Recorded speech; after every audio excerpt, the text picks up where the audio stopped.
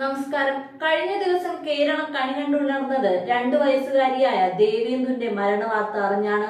കുഞ്ഞിന്റെ അമ്മാവൻ കുറ്റസമ്മതം നടത്തിയെങ്കിലും ആകെ മൊത്തത്തിൽ ദുരൂഹത പരക്കുകയാണ്. ബാലരാമപുരത്ത് 2 വയസ്സുകാരി ദേവേന്ദുവിന്റെ ദുരൂഹ മരണത്തിൽ അടിമുടി ദുരൂഹത.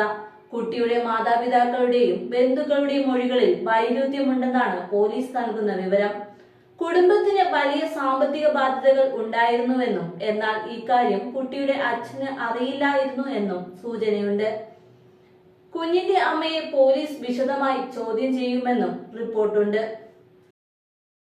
അമ്മയുടെ മൊഴികളിലെ സംശയകരമായ വൈരുദ്ധ്യങ്ങളെ തുടർന്നാണ് ഈ നീക്കം. അമ്മയുടെ സാമ്പത്തിക ഇടപാടുകളും പോലീസ് പരിശോധിക്കും. വിരലടയാള വിദഗ്ധരും വീട്ടിലെത്തി പരിശോധന നടത്തി. കുടുംബാംഗങ്ങളുടെ 2ാം ഘട്ട മൊഴിയെടുപ്പും ആരംഭിച്ചിട്ടുണ്ട്. അതേസമയം പ്രദേശവാസികളുടെയും മൊഴികളും രേഖപ്പെടുത്തി വിട്ടയച്ചു. ദേവേന്ദുവിന്റെ മുത്തച്ഛൻ മരിച്ച് 16 ദിവസം പിന്നിടുമ്പോഴാണ് കുഞ്ഞിന്റെ ദുരൂഹ മരണം സംഭവിക്കുന്നത്. കുഞ്ഞ് കാൽവഴുതി കിണറ്റിലേക്ക് വീഴാനുള്ള സാധ്യത ഇല്ല എന്നും ഇത് കൊലപാതകം തന്നെയാണെന്നുമാണ് പോലീസിന്റെ നിഗമനം. കുടുംബാംഗങ്ങളെ കേന്ദ്രീകരിച്ചാണ് അന്വേഷണം.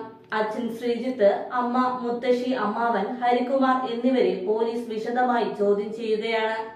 അമ്മയുടെ സഹോദരനൊപ്പം ഉറങ്ങിക്കിടന്ന കുഞ്ഞിനെ ഇന്നലെ പുലർച്ചെയാണ് കാണാതെയായത്. തുടർന്ന് നടത്തിയ തിരച്ചിലിനാണ് കിണറ്റിൽ മൃതദേഹം കണ്ടെത്തിയത്.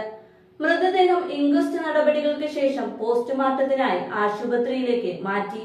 കുട്ടി അമ്മാവന്റെ മുറിയിലായിരുന്നു കിടന്നിരുന്നത് എന്നാണ് അമ്മ പോലീസിന് നൽകിയ മൊഴി.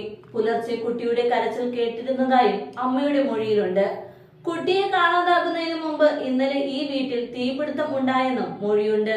കൂടാതെ വീട്ടിൽ നിന്നും 30 ലക്ഷം രൂപ കാണാനില്ലെന്ന് കുടുംബം 2 ദിവസം മുമ്പ് പരാതി നൽകിയിരുന്നു. പിന്നീട് പരാതി പിൻവലിച്ചിരുന്നു. ഈ പരാതി വ്യാജമാണെന്നാണ് സൂചന.